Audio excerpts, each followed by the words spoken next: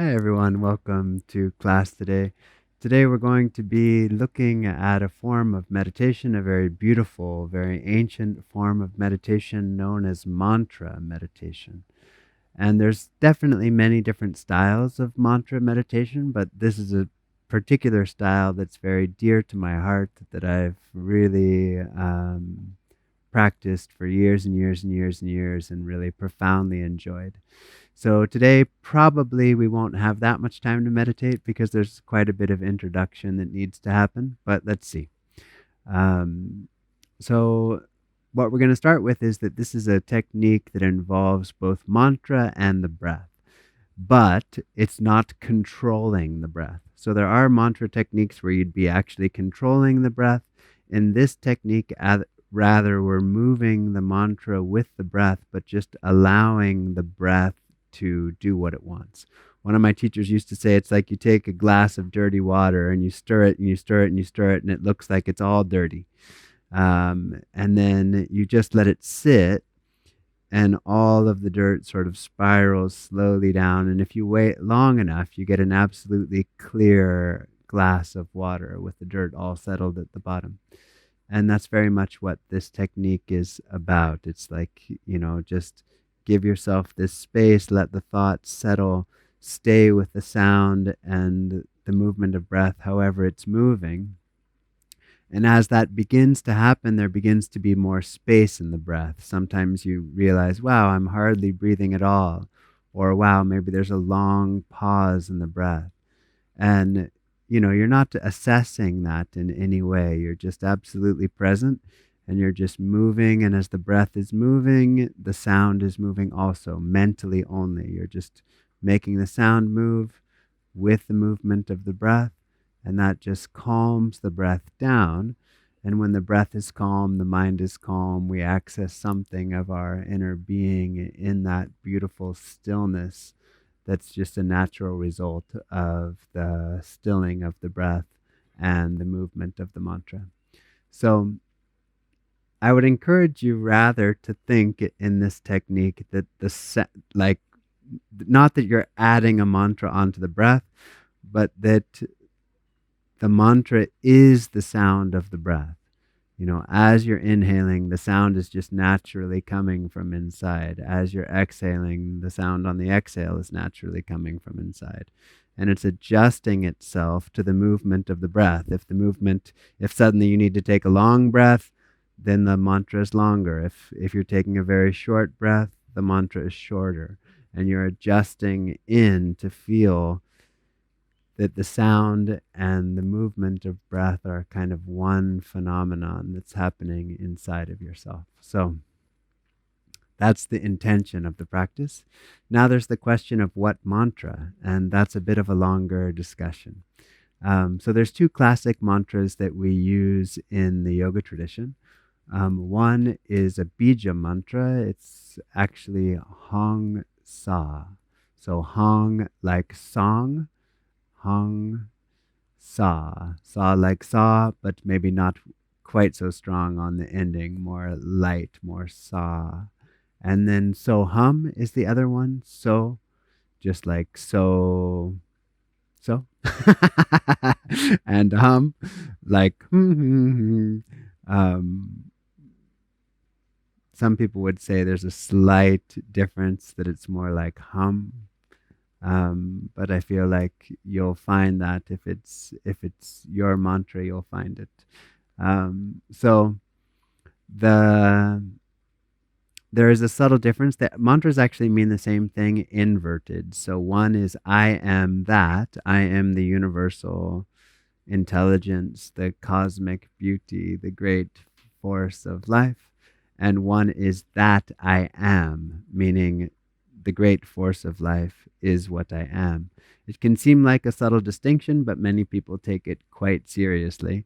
There's people that have been practicing Hong Sa, which is kind of the more humble mantra, which means kind of I am that rather than that I am.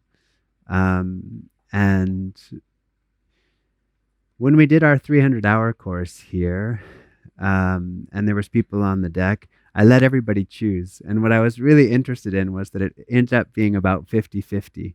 Half the people chose Hong Sa, half the people chose So Hum.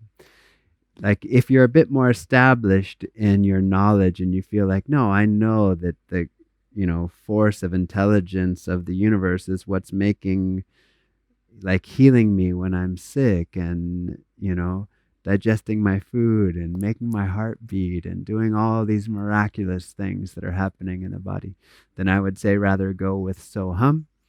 If you're feeling like I'm in the process of understanding that, and I'm kind of accepting that, but I'm still experimenting a little bit to see, then I would rather go with Hong Sa.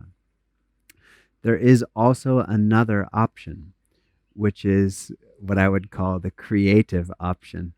But what I'm going to ask is that you stay with one mantra for the course. The reason why is because there's a certain depth that happens when you work with the same mantra that doesn't happen if you jump around from place to place. So I'm going to ask that you stay with one mantra through all of our mantra sessions. The technique is the same. It's very simple. It's not complicated. But by regular practice, we deepen our experience of that. But I know that there's also people from different mystical traditions, from the Christian tradition maybe, or Islam, or any of the beautiful different expressions of understanding the divinity. And if there's a mantra that you like from that tradition, I would encourage you to use it. But what I would encourage is that you break it down very simply, so that it's one sound on the inhale, one sound on the exhale. So an example, in the Christian tradition, if you are overjoyously in love with Jesus Christ, it could just be Jesus on the inhalation and Christ on the exhalation. And that's a very powerful mantra. For many, many, many years, I practiced, I was very much in love. I lived in Assisi for a little while, and I was in love with St. Francis. And I used to chant San on the inhale and Francesco on the exhale, because I found that it actually worked a little bit better in Italian than in English. So yeah, play around, like play around, but don't play around. What I mean is that you can choose something that's relevant to your heart, that makes your heart come alive, that feels like it's very deeply meaningful to you, but then choose one and stick to it through the course of our sessions. Because like I said, there's a kind of a depth and a power that begins to happen with the mantra, and you need some time for that to unfold. So I think that's basically all we're going to cover today. That's hopefully enough. I'm hoping that you have in your heart clarity. What is my mantra? Maybe it's Hong Sa, maybe it's So Hum, maybe it's something from your own spiritual tradition that ignites your heart and sets the love, the natural love of the heart, into action. And what we're going to do is then take that into the meditative experience. And like I said, not controlling the breath, letting the breath move, and then attaching the sound to the breath. So if you were practicing Hong Sa, on the inhale, it would be Hong. And Hong would be exactly the length of the inhale. So if you were taking a big breath, it would be Hong. If you were taking a tiny breath, it would be Hong. And same with the exhalation. Small exhalation, Sa. Long exhalation, Sa. And really feeling like the breath and the mantra are one phenomenon and they're moving together. So let's come to a nice, comfortable seated position.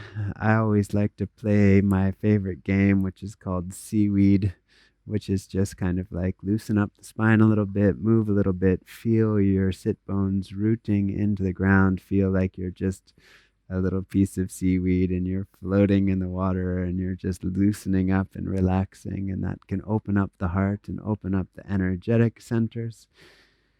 Then finding a real deep, profound connection in your sit bones to your cushion or to the earth and really feeling the groundedness and the rootedness of that experience, lengthening up through the spine, just checking the body, making sure everything is nice and relaxed, shoulders relaxed, face relaxed, everything relaxed.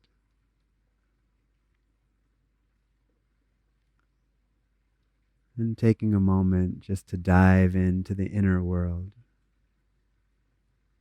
feeling the body, feeling the breath.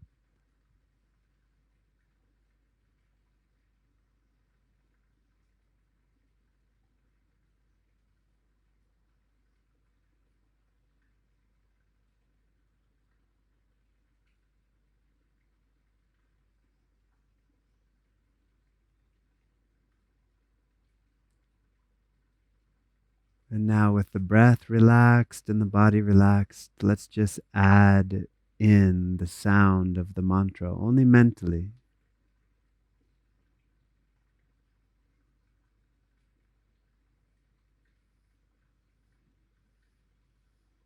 And that adds this beautiful element of just being absolutely present with the breath.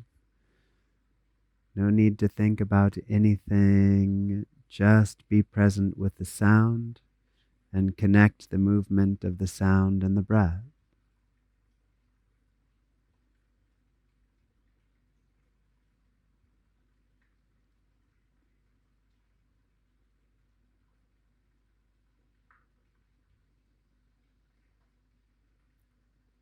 And maybe there's pauses where there's no sound. That's absolutely fine. The breath is just settling into its natural rhythm, and we're just observing and playing with the movement of breath and sound as one experience.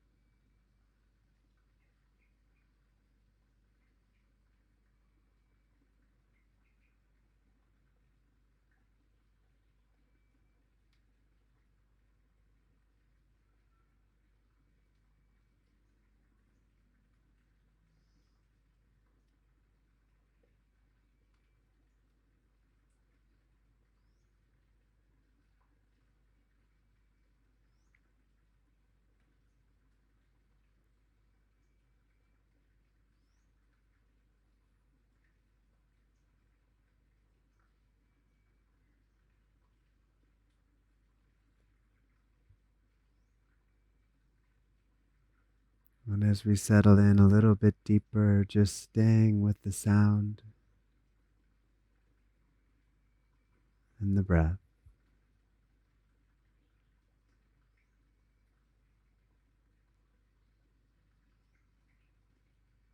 naturally present with the natural movement of the breath.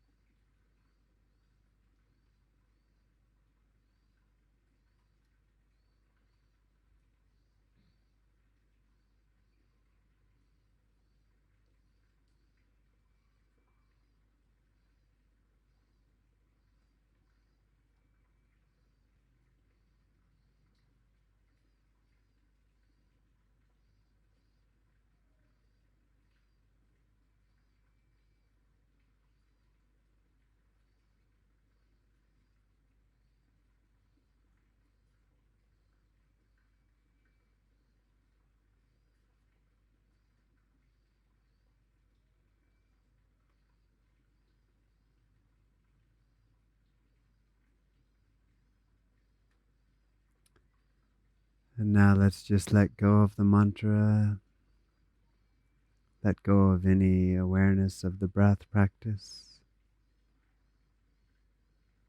Just go into the depth of your being, the depth of your spirit, and resting there.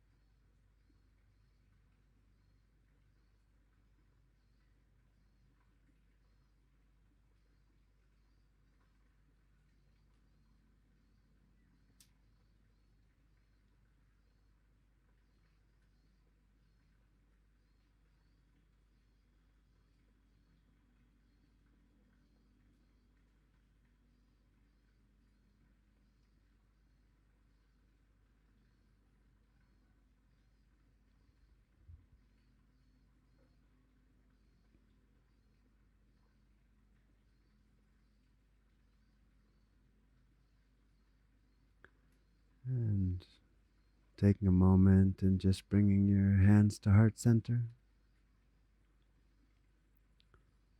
bowing your head to your heart in gratitude for the great tradition of yoga. Om Shanti, Shanti, Shanti.